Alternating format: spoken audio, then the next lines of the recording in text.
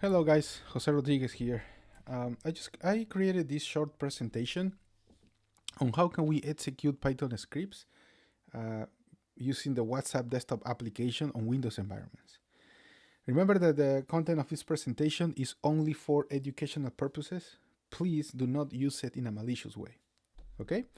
Um, Hopefully you're following our Keybase account. There are different channels that you can access and review. And if you go to the thread-intel channel, the last link there points to a Bleeping Computer blog post where they talk about how can you execute Python and PHP scripts with no warning through the WhatsApp desktop application on Windows environment. Okay, so let's take a look at this behavior. When you go through the blog post, what they say is that whenever you get a file and you try to execute it by clicking on open, if the file is using one of these extensions, the application, the WhatsApp desktop application, will block the execution. Okay, and it will force you to download the file and then execute it from disk.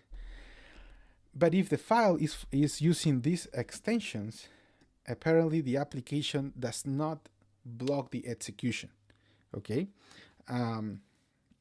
so you kind of bypass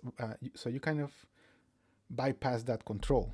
Okay, and according to the blog post, this could be used by attackers, by real adversaries trying to compromise your computer, trying to execute malicious content. Okay, so for the purpose of this video, we are going to make a simulation using this extension, the .pyz. Okay. What else is important from this for the purpose of this presentation? They have tested this behavior in both Windows 10 and Windows 11 systems. Okay, and the last version of WhatsApp desktop they use when doing this testing was the 2.24.28.10.0. Okay, so to complete this simulation, we are going to use two virtual machines. We are going to use a Windows 10 machine. Remember that you can simulate the same behavior on Windows 11, but we are going to use Windows 10. Okay, this is the specifications for the device and also the operating system. Okay, Windows 10 Pro 22H2. And whenever we are running the malicious content, we are going to enable the real-time protection feature of Windows Defender. Okay, and so that's regarding the victim machine. And from a victim's perspective, you need two applications installed in the computer. The first one is WhatsApp desktop. Okay, so this application, you can go and download the desktop version application for Windows from the website.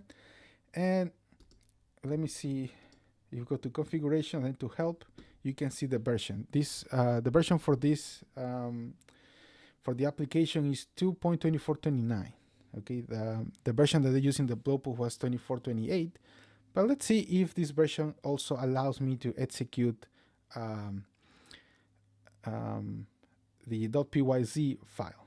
Okay, and the other application we need on our computer is Python, right? So if we run Python, the version that I have installed in my computer is 3.12.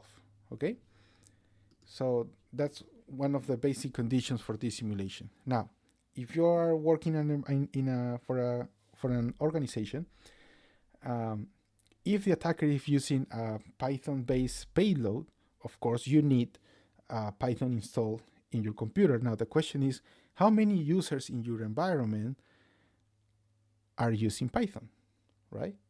Does a regular user, I don't know, an admin user, an accounting user, do they use Python for the daily tasks? Maybe, maybe not. But what about a developer? Maybe, yeah, it's more likely for them to use Python when developing applications. So you need to identify what is the type of users that are using Python, and also the WhatsApp desktop application. Okay, now we are going to use Kali as the adversary or the attacker machine. Okay, we are going to use Kali to first create the payload, and second to send the payload using the web WhatsApp application. Okay, so we are going to create the payload using MSF Venom. We are going to send the payload, and then we are going to set up the listener. Okay, so Kali will wait for the victim to execute the file so we can get a reverse shell connection. Okay. Okay, so we can start now. So let's first create the payload. We are open the terminal here. And as I said, we are going to use MSF Venom. Okay, and whenever you are using MSF Venom, there are different formats you can use. Okay, and there are basically two types of oh, my bad, a typo there. So there are two types of format that you can use. The first type is an executable file.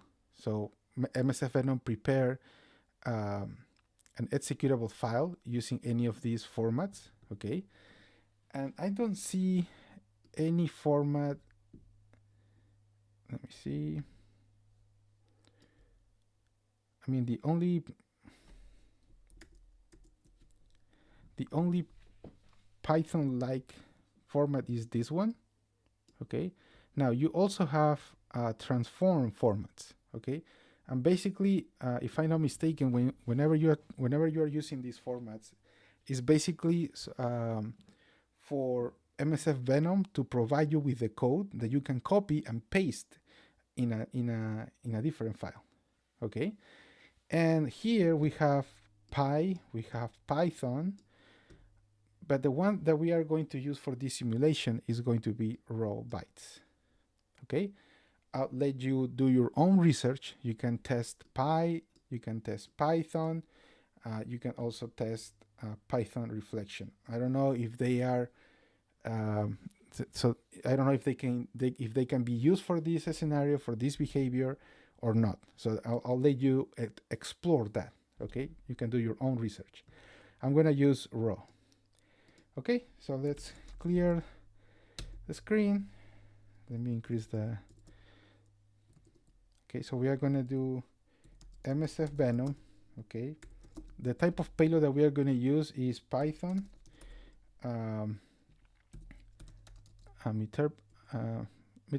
interpreter, and then we're going to use reverse TCP.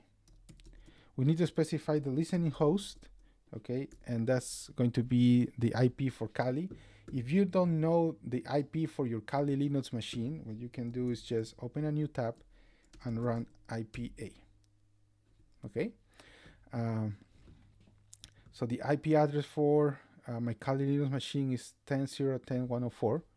Okay, and also if you want to double check the IP address for your Windows system, you can run ipconfig. Okay, so the IP address here is 10.0.10.101.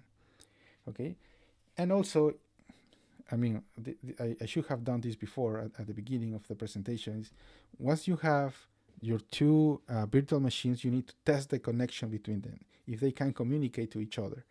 So we can use ping from Windows, on Windows, to test the communication with Kali. So we're going to do ping 10.0.10.104. And as you can see, we are getting packets from Kali. Okay, now let's test the connection between Kali and the Windows 10 system. So let's clear this. I'm going to do ping 10.0.10.101. And yep, we are also getting packets from Windows, so the communication is possible between these two devices. Okay, so let's close this. Now we know that the listening host is the IP of Kali, because that's the attacker machine, 10.0.10.104. Okay, and we also need to set up the listening port For TCP, you have more than 65,000 ports. You can just pick one. I'm going to use 5555. So why is this important? Because whenever the payload is executed, the computer, the victim, will try to contact this IP and port. Okay. Now the format that we are going to use, as I mentioned it before, is going to be raw. But remember that you can try the other ones. You have Py, you have Python, you have Python reflection. Can we use those to replicate the same behavior or not? You can do your own research. Okay. And we are going to output this content into a file. And I will save this. I'm going to use the -O for output, and then the path with including the name of the file. It's going to be home, adversary, desktop, and then a name. I'll call this hello all cyber.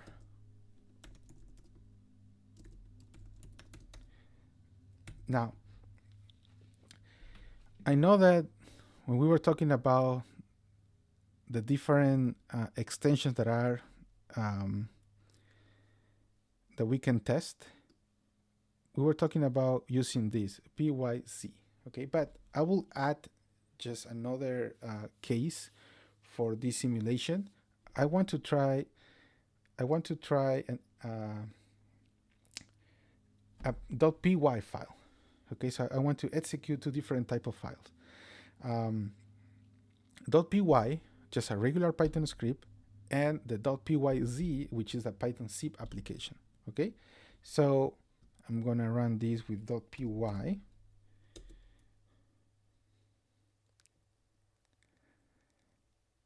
And then I will run the same command.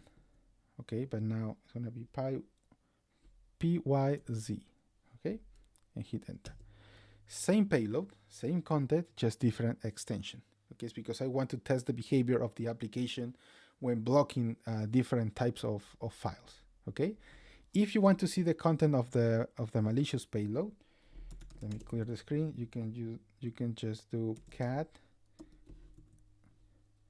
Okay, you can just pick one of the files. I'm going to use the pyz file, and this is the content of the malicious file. Okay, so whenever this code is executed, the victim will try to start a connection with the attacker machine. Okay, so now we have the payload. Okay, so we can send the payload, okay, to the victim. So I'm going to use, I have here WhatsApp web ready. So I will send the file to myself. Here, document, I'll send the .py first. Okay, file 1. And then I will send the other one, which is .pyz, file 2.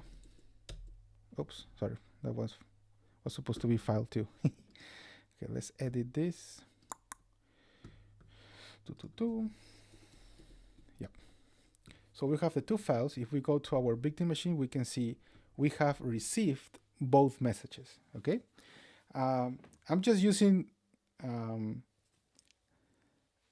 regular .py and .pyz files. So you can see the icon here. It gives you an idea that it's a Python file, Python-based file. But of course, there are different ways that you can improve this, right? As an attacker could use a different type of file. Like we can put the content, the Python code, we can hide this in in an image maybe, or a different type of file that is more friendly for the user.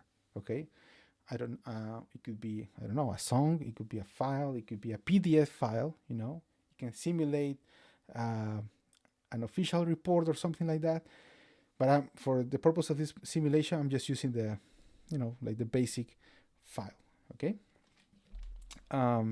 Okay. So now, before we execute this, remember that we are going to run this using the real-time protection feature of Windows Defender. Okay. And before we run these scripts, we need to set up a listener. So we need to make our Kali machine to listen on the specific port, okay, 5555. And we are going to use the Metasploit framework for that. Now, before we start the Metasploit framework, we need to set up the database and also the service that is going to manage this database. So the service that is going to manage this database is PostgreSQL. So we can do system ctl status PostgreSQL, and as you can see, is inactive and disabled.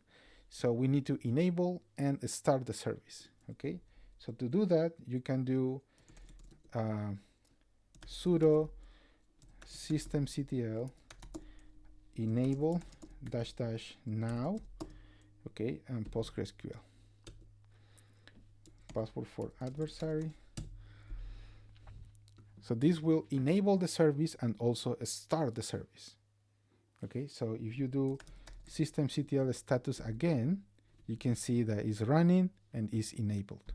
That means that whenever you restart your Kali machine, the service will be available after you restart the computer. Okay. Now, so we have the service. Now we need the database. So to create or to set up the database, you need to run sudo system. msfdb init. Okay. So I already ran this command before, so the database is already started, configured, and everything, right? So we have the service, we have the database, so now we can start the Metasploit framework, okay? So we are going to use msf console, okay? If you just want, if you don't want to get the Metasploit banner, you know, like the whole message with some metadata about Metasploit, just use the -q parameter, which is for a quiet execution. So you don't get, you just get the session, the Metasploit session. Okay. So we need to set up the listener, and there are different types of listeners that you can set up with Metasploit. The one that I'm going to use today is the multi-handler. So it's going to use multi/handler. So this is the exploit, okay?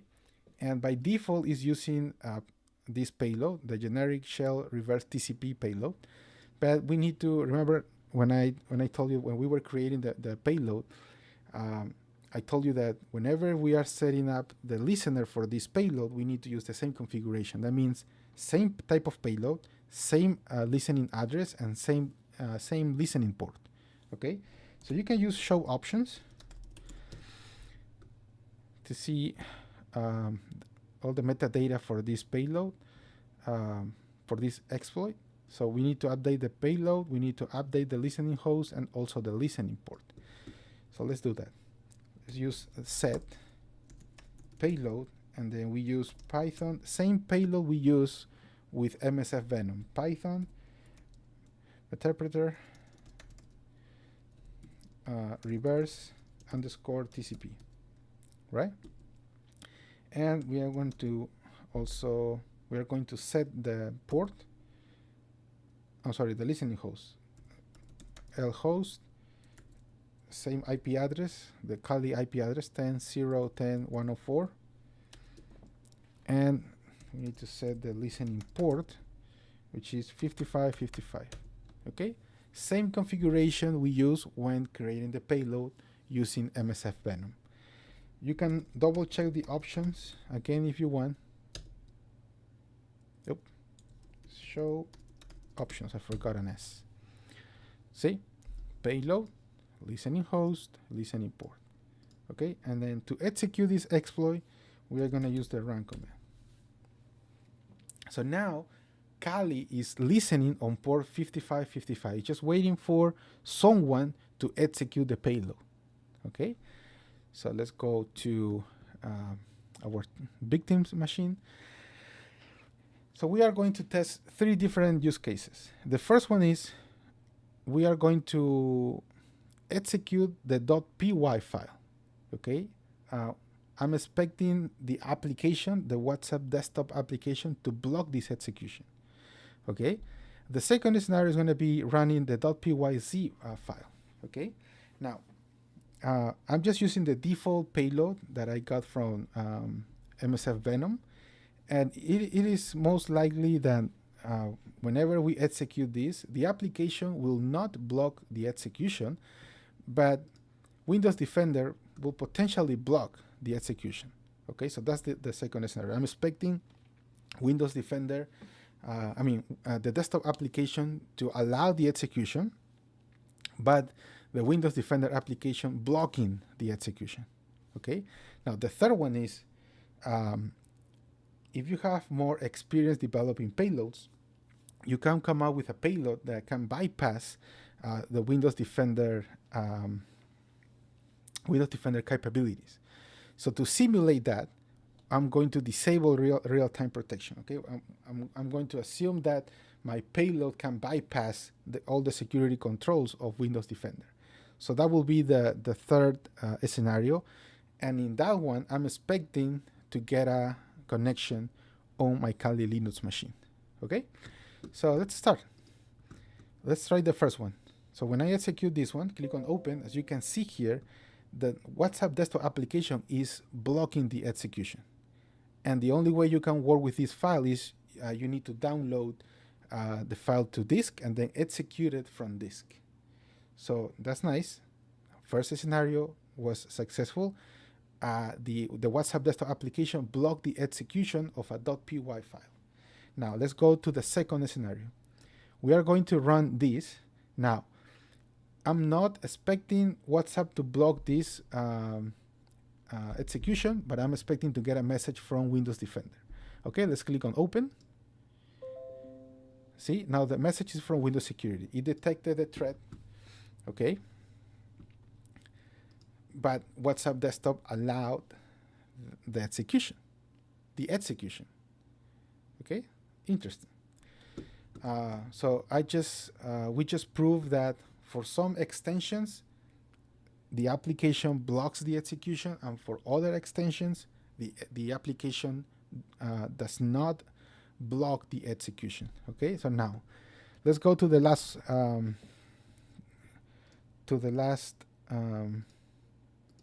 scenario. We are going to disable real-time protection.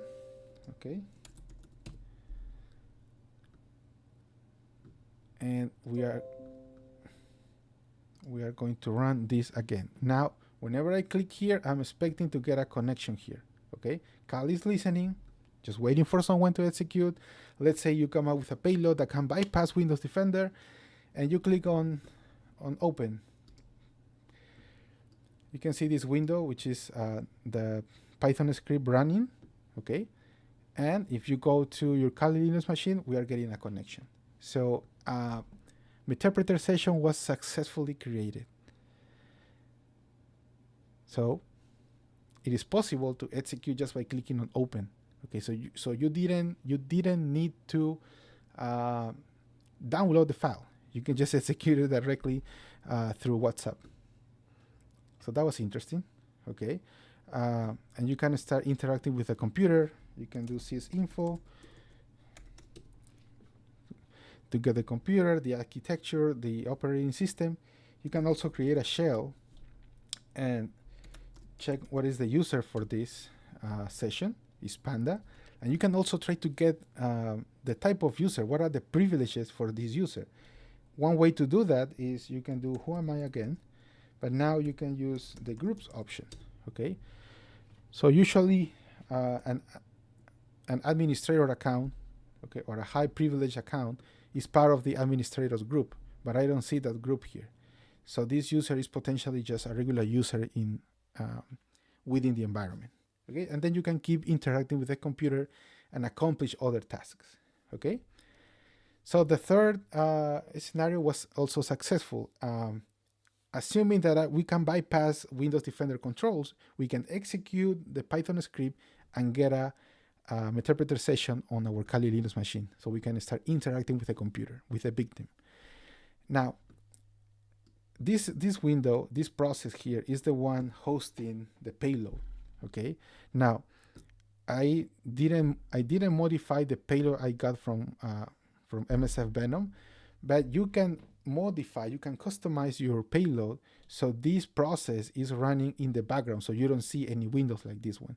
Okay, but I'll let you explore that area so you can do your own research. Okay, and that's it. That's all for today. We just tested all the behavior described in this blog post, and I hope you like it, and you can have a discussion about this topic during the session. Thank you, guys.